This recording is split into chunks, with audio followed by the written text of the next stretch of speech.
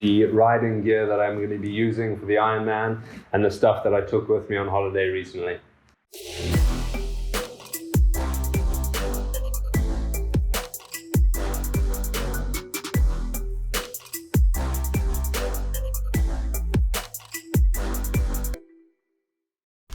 Hey, what's up guys? So basically I went away this last weekend. I'll pop some pictures up.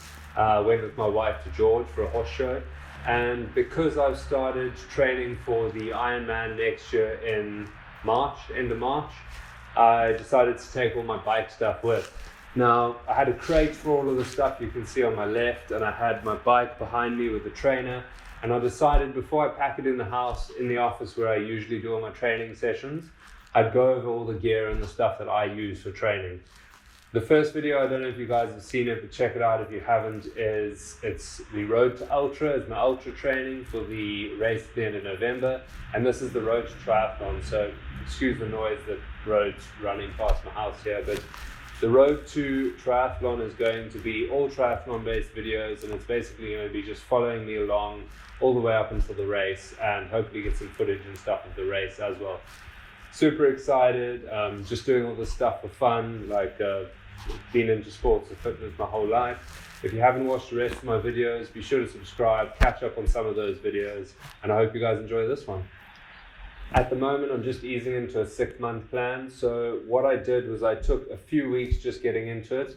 I've built up my running to be able to compete in the 65K in November, so I'm just continuing with my runs as usual and with that training, but I'm adding 2 swims a week and I'm adding 2 rides a week. This is a bike that I bought. This is a Cannondale Caad bike, and it was a bike that I bought secondhand. It's actually my first ever road bike. It's running Continental tires, which I found, it actually came with other tires. I'm not too sure what they're called, but they were really super lightweight race tires, and while that's all very well, I flattered like the first day in them. So these Continental, they are the GP 4000S2, and those are really solid set of tires. I've raced the 70.3 in them. I've done a lot of road races. I've done the Cape Town Cycle Tour, Cape Argus Cycle Tour, Stellenbosch Cycle Tour. Really good set of tires. So what I basically did for the weekend is I decided to take this setup with me in the bucky and set it up inside our Airbnb place, and that would allow me to then at least stay with the dogs while we were there, because it was a pet-friendly place, and also get my 2 rides in. This bike is sitting on a Wahoo Kickr trainer. See it over here. This, by the way, is the rear tire, and you can see here the cassette's been taken off. Now, part of my tools is just a cassette wrench, just a little socket with a little piece on the end that you get. So I just put it on a socket wrench, and that'll allow you to put the cassette onto the Wahoo Kickr. You don't have to go. I've got a gym downstairs. I was going to train clients and stuff, and I was going to actually get people onto a trainer virtually. I'll set it up with a TV and stuff, and I'll run over that later. But that's why I kind of went to this high end. You get everything from rollers, you get the watt bikes at the gym that you can use if you're a member of your local gym. You can use spinning bikes in the spinning classes. I've attended a few spinning classes myself. There's a whole variety of different price categories that you can get into for your for your cycle training. So you don't have to go super high end, but I did just because of clients and stuff. This Wahoo Kickr has been so solid.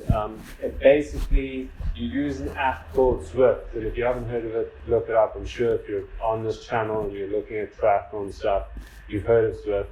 Check it out. It's a really cool app, and you can do a load of riding on that. You can also customize training plans and stuff like that as well.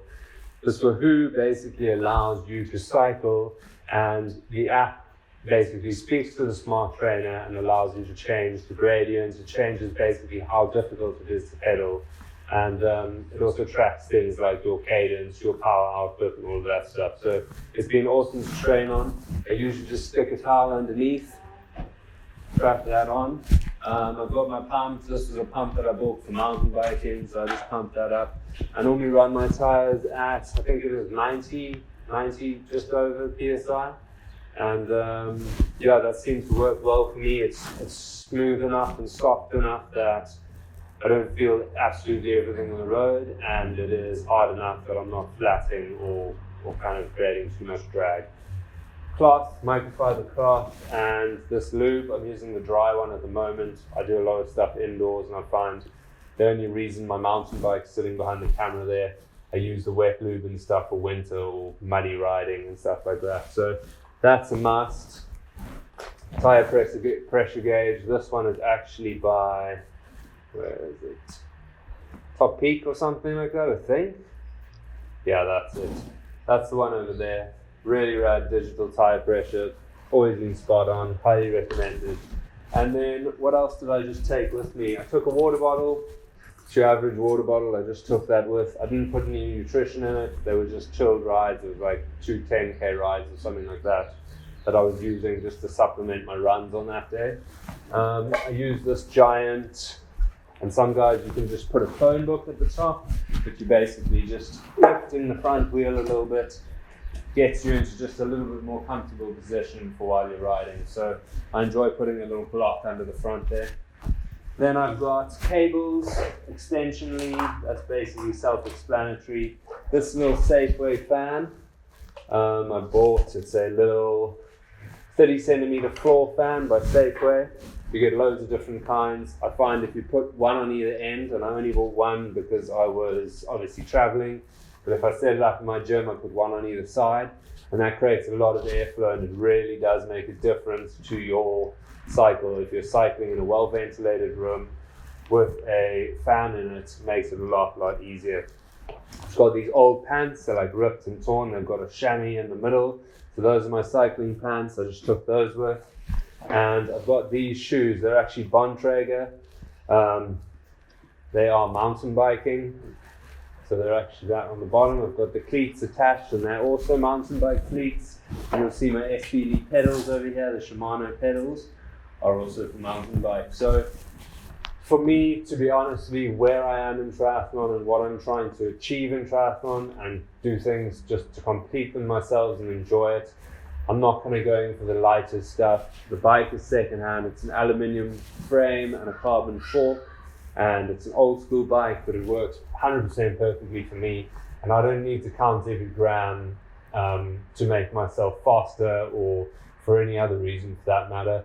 I could probably lose some weight myself. I could get fitter. I could be better at cycling before I need to start kind of worrying too much about what's on my bike. So that's kind of my approach to it. The only other thing I have is a set of headphones. I've been really enjoying audiobooks at the moment, and also like Kindle, reading on the bike and stuff. I've set up a little stand in front of it, and I often read. I just change the text to like large enough to see. It's nice having something to do on the indoor trainer if you're not using something like, okay, Zwift you can, because it's quite a chilled ride and you can pick your routes and you kind of know what's coming and you can glance down. You don't have to basically pay attention all the time.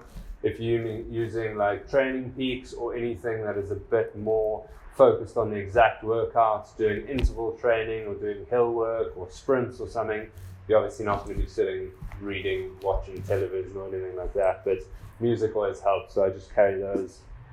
I usually have a power bank that I don't actually have on me at the moment, but I just connect my phone to a power bank, and I actually use this. We had a few mates of mine had like a Christmas in July, and there was like a 150 rand, I don't know what even that is, but gift thing. So you get that little one.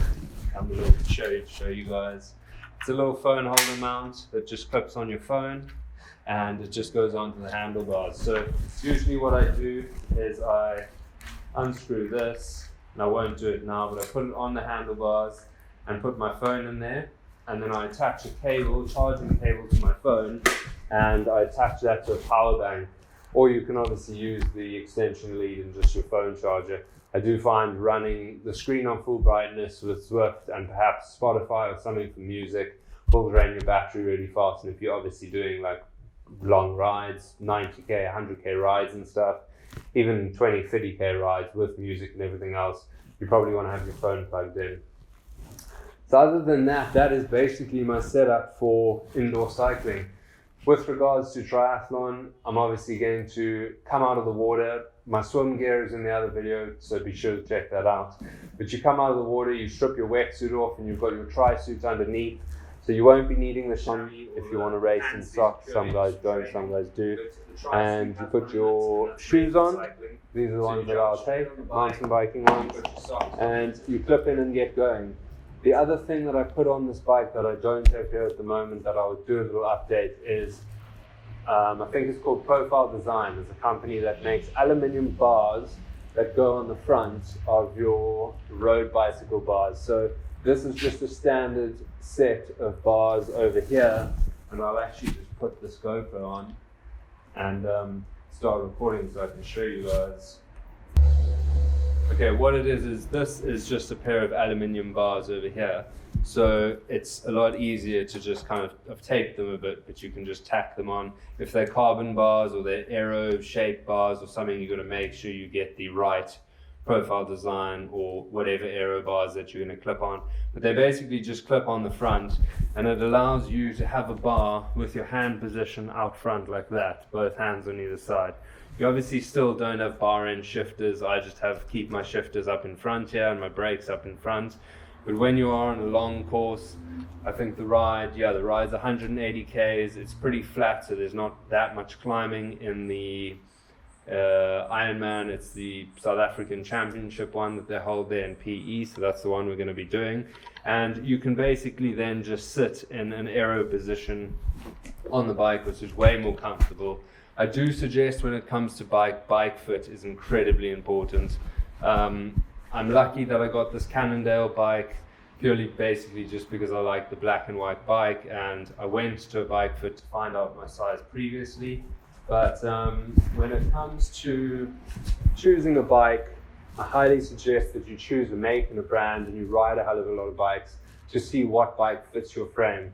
You've got the inseam, which is basically from there down to the floor, and that is basically the length of your legs. You've got arm length, you've got torso length, you've got a lot of variables, flexibility. Can you get into that position? What is your saddle to handlebar drop? You can see I'm not super flexible, haven't been riding a long time, so my saddle and my handlebar drop is not super extreme. If you look at guys that race or do Tour de France or professional cyclists, even hobby cyclists and stuff that have been cycling a few years, they've gotten a really way more aerodynamic sort of look on the bike, and often their saddle is a hell of a lot higher than their handlebars.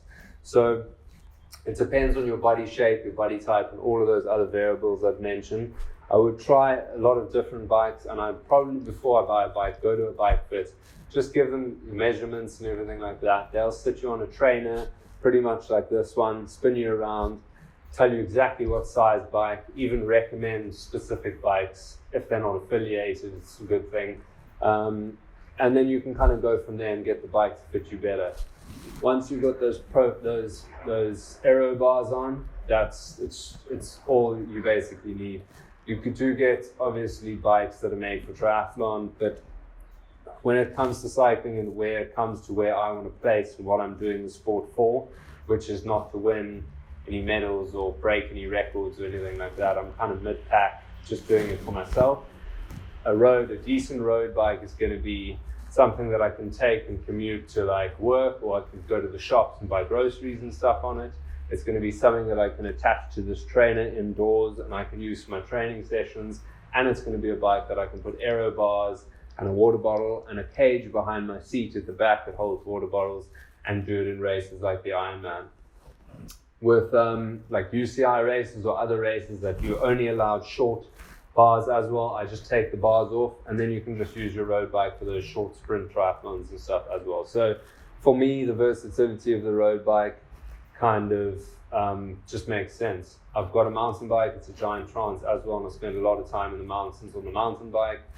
That's kind of what I prefer. I don't really love cycling on the roads. Here in Cape Town, South Africa, although there are a lot of new cycle lanes and stuff like that, I don't feel really safe on the roads ever on my bike. Maybe it's that lack of confidence because of the time span that I've been riding, but just personally, I like being in nature, I like being in the mountains. It's kind of transfers to my trail running and stuff like that, I suppose, as well. But that's kind of all you need. And yeah, that's all I use for races and cycling. What I'm going to do, if you like this video, please hit the like button, subscribe down below to kind of follow everything. And also keep in mind that the third video coming out will be based on my run. So although there's not a hell of a lot of run gear, there are a few bits and pieces. I'll go over the shoes that I wear and stuff for training and for racing. And yeah, that'll be my third installment. After that, for this channel, I'm kind of planning on going more in depth with my training, my swim, run and cycle training for this triathlon.